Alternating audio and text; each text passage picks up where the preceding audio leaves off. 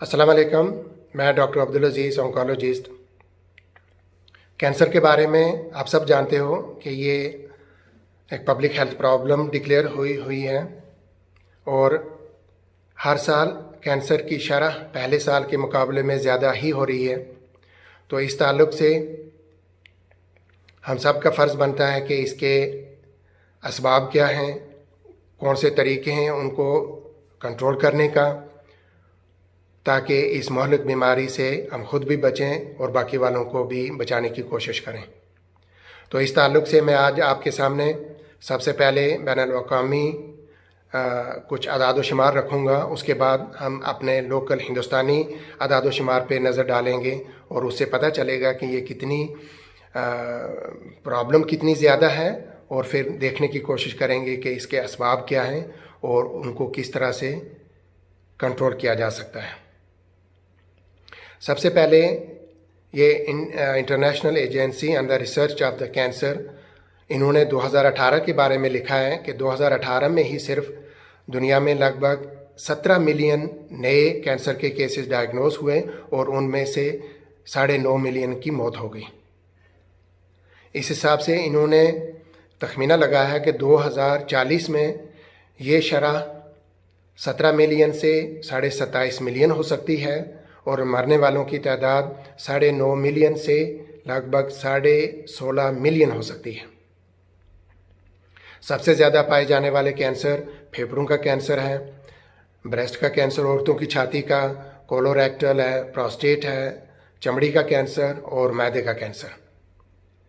अब अगर हम अपने हिंदुस्तान के आदाद व शुमार पे नज़र डालें तो WHO का ही तखमीना है 2018 के बारे में कि 2018 में तकरीबन 11 लाख नए कैंसर हिंदुस्तान में डायग्नोज हुए और ज़्यादातर आधे के तकरीबन उनकी मौत हो गई। उनका कहना है कि 10 में से 1 हिंदुस्तानी को कैंसर होने के चांसेस हो सकते हैं और 15 में से 1 हिंदुस्तानी कैंसर की वजह से मर सकता है। जो सबसे ज़्यादा कैंसर पाए जाने वाले हिंदुस्तान में हैं उनमें ब्रेस्ट कैंसर यानी छाती का कैंसर औरतों में, मुंह का कैंसर और सर्वाइकल कैंसर औरतों के प्राइवेट पार्ट्स का कैंसर है ये, उसके बाद फेफड़ों का कैंसर, मैदे का कैंसर और फिर कोलन का कैंसर है। 2020 के ताल्लुक़ से उनका तखमीना था कि 2020 में ये तादाद हो सकता है तकरीबन 17 लाख की होगी नए कैंसर डायग्नोस होने की, और उनमें से 8.5 लाख से ऊपर तकरीबन की मौत हो सकती है। ये Indian council of medical research के अदाद व शुमार हैं। उन्हीं के मुताबिक हिंदुस्तान में हर 8 मिनट में एक औरत की सर्वाइकल कैंसर की वजह से मौत होती है। तो इस तरह से अब अगर हम ओवरऑल एक मजमूई तौर पर कैंसर के असबाब पर गौर करें तो हमें पता चलता है कि 90 से 95% कैंसर उनके ऐसे असबाब हैं कि जिन पे आसानी से कंट्रोल हो सकता है, और अगर उन पे कंट्रोल हो तो ये 90 से 95% कैंसर सोसाइटी में बड़े आसानी से कंट्रोल हो सकते हैं। लेकिन बाकी जो 5 से 10% कैंसर हैं वो एक नस्ल से नस्ल दर नस्ल चलते हैं, उनके लिए कोई एहतियाती तदाबीर कारआमद नहीं है। अब ये 90 से 95% कैंसर जो हैं इनके असबाब देखें तो वो 3 कैटेगरी में 3 किस्म में तकसीम हो सकते हैं। पहली किस्म शराब और इसके साथ जितने भी इसके साथ चीज़ें हैं उनकी वजह से तकरीबन 30 से 35% कैंसर होते हैं।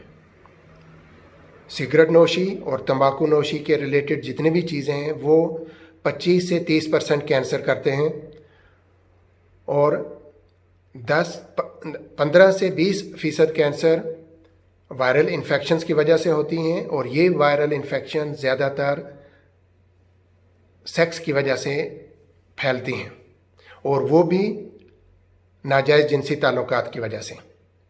उसकी वजह यह है कि ज़्यादातर अगर 1 से या 2 औरत से ही जो जायज़ जिनसी ताल्लुकात हैं वो होंगे तो उनमें یہ جو انفیکشنز ہیں یہ پھیلنے کے چانسز نہیں رہتے ہیں. وہ مرد کو ہے یا عورت کو ہے وہ اس کا علاج کرا لیتا ہے تو بات ختم ہو جاتی ہے. لیکن اگر ناجائز جنسی تعلقات جتنی زیادہ عورتوں کے ساتھ تعلقات ہوں گے اتنے ہی زیادہ چانسز ہیں کہ یہ انفیکشن پھیلیں گی اور اتنے ہی زیادہ یہ کینسر ہونے کے چانسز رہتے ہیں. اس کے اوپر دوسری پرابلم یہ ہے کہ شروع کے مرحلات میں جس کو بھی یہ انفیکشنز ہوتی ہیں ان میں کوئی بیماری کے علامات نہیں پائے جاتے، اور جب بیماری کی علامات نہیں ہوتے ہیں تو وہ ان کا علاج بھی نہیں کرواتے ہیں. تو اس لیے وہ آسانی سے سوسائٹی میں جو بھی ان انفیکٹڈ لوگوں کے کانٹیکٹ میں آتے ہیں وہ پھر اس انفیکشن کو پھیلاتے ہیں. اس طرح سے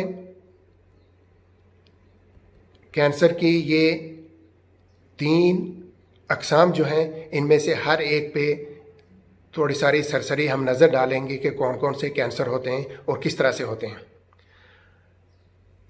تو سب سے پہلے تمباکو پہ نظر ڈالیں. تمباکو کی وجہ سے 25 سے 30% کینسر ہوتے ہیں، اور ہندوستان کے اعداد و شمار کے حساب سے مردوں میں جو کینسر ہوتے ہیں ان میں 45% اسموکنگ کی وجہ سے ہیں، اور جن عورتوں میں کینسر ہوتے ہیں ان میں 20% تمباکو کے استعمال کی وجہ سے ہیں. تمباکو کی وجہ سے جو کینسر ہوتے ہیں ان میں منہ کا کینسر، ہونٹوں کا کینسر، زبان کا کینسر، گلے کا کینسر، اور اسی طرح سے جس کو فوڈ پائپ بولتے ہیں یا ہوا کی جو نالی ہے اس کا ہے. اسی طرح سے پھیپھڑوں کا کینسر ہے اور یورینری بلیڈر یعنی مثانہ کا کینسر. یہ سب کینسر اسموکنگ اور اس کے ریلیٹڈ نشے کی جتنی چیزیں ہیں وہ اس میں شامل ہیں. اور آپ سب جانتے ہو کہ پھیپھڑوں کا جو کینسر ہے وہ 90% پھیپھڑوں کا کینسر ان لوگوں میں ہوتا ہے جو اسموکنگ کرتے ہیں. اس کے علاوہ ایک اور ڈیٹا کے حساب سے 35% ہندوستان میں جو اڈلٹ پاپولیشن ہے وہ اسموک کرتی ہے. اب اس سے آپ اندازہ لگا لیں کہ کتنی بڑی پرابلم ہے یہ. اس کے علاوہ اسموکنگ میں بیڑی بھی آ گئی، نسوار آ گئی، گٹکا، پان مسالہ، یہ ساری چیزیں اسموکنگ میں آ جاتی ہیں. اور ان کی وجہ سے جو اورل کیویٹی کا کینسر ہوتا ہے وہ سب سے زیادہ ہندوستان میں ہوتا ہے، اور ہندوستان میں 80% جو یہ اورل کیویٹی کے کینسر ہیں وہ ٹوبیکو استعمال کرنے کی وجہ سے ہیں. دوسرے نمبر پر شراب اور اس کے ریلیٹڈ چیزیں ہیں. آپ نے دیکھا کہ شراب کی وجہ سے 30 سے 35% کینسر ہوتے ہیں. اس کی وجہ سے منہ کا کینسر، گلے کا کینسر، لیرنگس، ایسوفیگس، کولن اور ریکٹم کا کینسر، لیور کا کینسر اور بریسٹ کا کینسر بھی ہوتا ہے. اس میں جتنے بھی شراب کی اقسام ہیں وہ ان میں بھلے ہی ساری اقسام اس میں شامل ہیں جو کینسر کرتی ہیں. اب ہندوستان میں کتنے لوگ شراب پیتے ہیں اس کے بارے میں کچھ معلومات ہیں. بنگلور سے 2010 میں ایک اسٹڈی شائع ہوئی، اس کے حساب سے بنگلور میں تقریباً 23% لوگ شراب پیتے ہیں. کلکتہ میں 2012 میں ایک اسٹڈی نے شائع کیا کہ 65% لوگ شراب پیتے ہیں، اور اسی طرح چنئی میں 2014 میں بتایا کہ 42% لوگ شراب پیتے ہیں. اس کے علاوہ جو لوگ شراب پیتے ہیں اور ساتھ میں سگریٹ بھی پیتے ہیں ان میں یہ کینسر ہونے کے چانسز ضرب لگ کے زیادہ ہو جاتے ہیں. تیسرے نمبر پر سب سے زیادہ کینسر کرنے والا انفیکشن ہے اور وائرل انفیکشن، اور یہ سیکس کی وجہ سے ہی پھیلتی ہیں، اور سیکس بھی ناجائز جنسی تعلقات، ناجائز سیکس.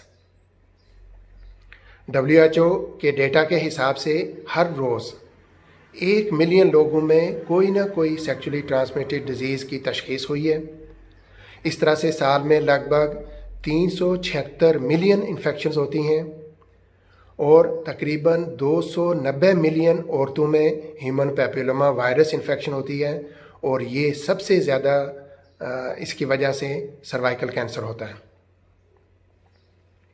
اگر اوور آل دیکھا جائے تو جتنی بھی یہ سیکس کی وجہ سے یعنی ناجائز جنسی تعلقات کی وجہ سے جو انفیکشنز ہوتی ہیں، ان کی وجہ سے جو کینسر ہوتے ہیں ان میں 57% سروائیکل کینسر ہے جو ہیومن پیپیلوما وائرس کی وجہ سے ہوتا ہے۔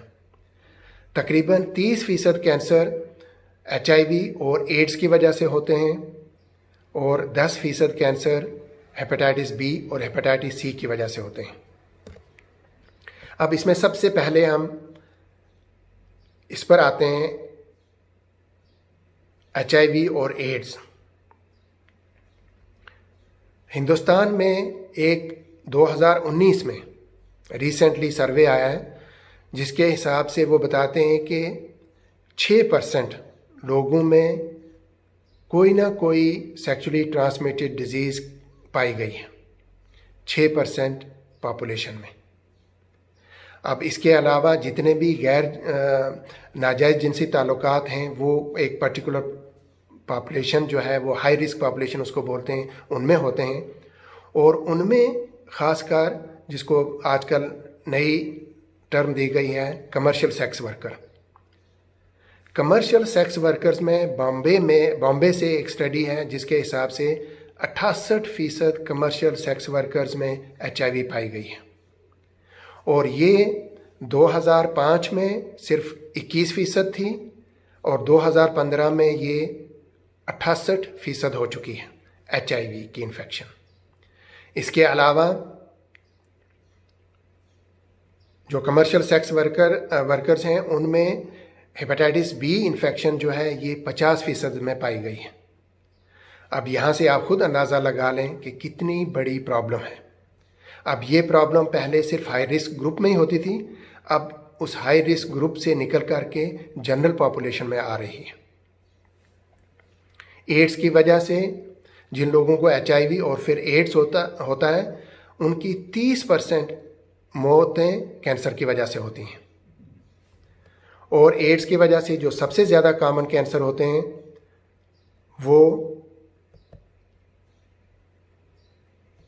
ان میں کپوسی سارکوما ہے، لمفوما ہے اور سروائیکل کینسر ہے۔ اس کے علاوہ ہیڈ اینڈ نیک کا cancer, anal cancer, lung cancer, liver کا اور دماغ کا لمفوما بھی ہوتا ہے۔ اور یہ سارے کینسر ایسے ہیں کہ اگر وہ ایڈز میں ہوتے ہیں تو ان کا علاج بہت مشکل ہو جاتا ہے، لیکن اگر یہی کینسر ایسے شخص میں ہو جس میں HIV نہیں ہے تو ان کے چانسز بہت اچھے ہیں، علاج کے بعد ان کے کامیاب علاج کے چانسز بہت زیادہ ہیں۔ لیکن اگر HIV یا ایڈز ہے تو پھر یہ زیادہ تر علاج ان کا نہیں ہو پاتا ہے، اور اسی وجہ سے 30% جو HIV کی وجہ سے موت ہوتی ہیں وہ کینسر کی وجہ سے ہوتی ہیں۔ اب سیکچولی ٹرانسمیٹڈ ڈیزیز دوسری جو سب سے زیادہ کامن ہے وہ ہیومن پیپیلوما وائرس ہے، اور جو سب سے زیادہ سروائیکل کینسر کرتا ہے۔ لیکن سروائیکل کینسر کے علاوہ یہ جتنے بھی پرائیویٹ پارٹس ہیں، مرد ہے یا عورت کے ہیں، ان سب کا کینسر کرتا ہے۔ ان کے علاوہ اوروفیرنکس کینسر بھی کرتا ہے، اور اس کی وجہ آپ جانتے ہوں گے شاید۔ اس کے علاوہ ہیپاٹائٹس B اور C یہ ہیپاٹوسیلولر کارسینوما یعنی دل کا کینسر کرتے ہیں، اور ہیپاٹائٹس C جو ہے وہ لمفوما بھی کرتی ہے۔ تو اس طرح سے آپ نے دیکھا کہ 90 سے 95% کینسر ایسی وجوہات کی وجہ سے ہیں جن کا اگر جانکاری ہو اور اگر ان وجوہات کو ختم کیا جائے تو یہ کینسر بھی سوسائٹی سے بہت حد تک ختم ہو سکتے ہیں، اور یہ کینسر کے کنٹرول کرنے کا سب سے زیادہ مؤثر اور سب سے زیادہ سستا طریقہ ہے کسی بھی سوسائٹی میں کینسر کو کنٹرول کرنے کا۔ ہم سب جانتے ہیں کہ کینسر کی یہ ساری معلومات پچھلے 40-50 سال سے ہی آئی ہیں. اس سے پہلے کینسر کے تعلق سے زیادہ معلومات نہیں تھی اور علاج تو تقریباً نہ ہونے کے برابر تھا. لیکن یہ اتنی اگر سیریس پرابلم ہے تو ہم دیکھتے ہیں کہ شریعت نے اس تعلق سے کیا حکم دیا ہے. اور آپ لوگوں کو حیرانگی ہوگی کہ شریعت نے، قرآن نے 1440 سال پہلے اس کے بارے میں واضح احکامات دیے ہیں، اور ان پہ اگر عمل کیا جائے تو لگ بھگ سوسائٹی سے اس مہلک بیماری کا خاتمہ ہو سکتا ہے. اس تعلق سے سب سے پہلے آیت نمبر 219 سورہ بقرہ کی آیت ہے. اس میں اللہ سبحانہ و تعالیٰ فرماتے ہیں یسألونک عن الخمر والمیسر قل فیہما اثم کبیر ومنافع للناس وإثمهما أكبر من نفعهما ويسألونك ماذا ينفقون. تو یہ اس آیت کا ایک ٹکڑا ہی ہے جس کی ٹرانسلیشن ہے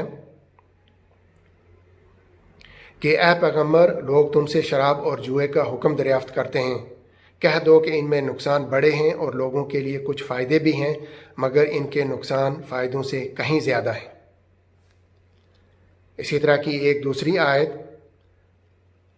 نمبر 32 سورہ اسراء کی، اللہ سبحانہ و تعالیٰ فرماتے ہیں وَلَا تَقْرَبُوا الزِّنَا إِنَّهُ كَانَ فَاحِشًا وَسَاءَ سَبِيلًا، اور زنا کے پاس بھی نہ جانا کہ وہ بے حیائی اور بری راہ ہے. سورہ اعراف کی آیت نمبر 33 میں اللہ سبحانہ و تعالیٰ فرماتے ہیں قُلْ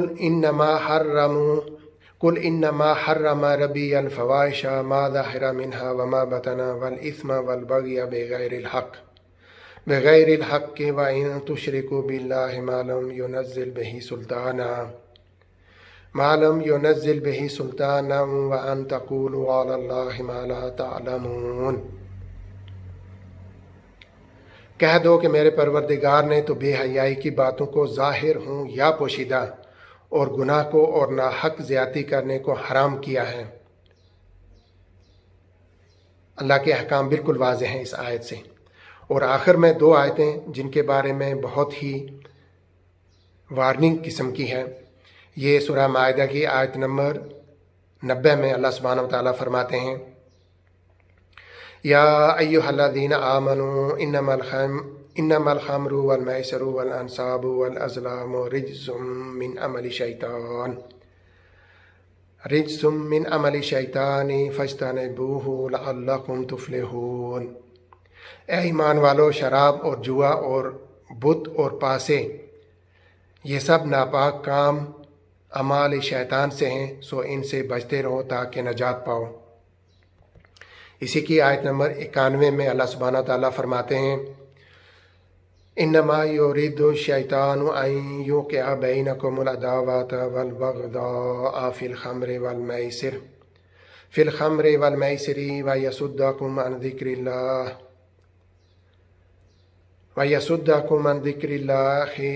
وعن الصلاۃ فہل انتم منتہون.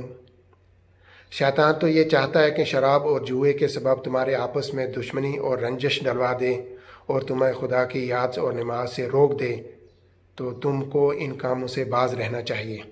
بالکل کلیئر صاف الفاظ میں اللہ سبحانہ وتعالیٰ وارننگ دیتے ہیں کہ ان سب کاموں سے رک جاؤ، اور اگر نہیں رکتے ہو پھر اس کا نتیجہ یہ ہے کہ جس کی نشاندہی میں آج کرنے کی کوشش کر رہا ہوں کہ اتنی مہلک بیماری کہ جس کی طرف سے جس کو لگتی ہے تو اس کی زندگی ایک بوجھ بن جاتی ہے.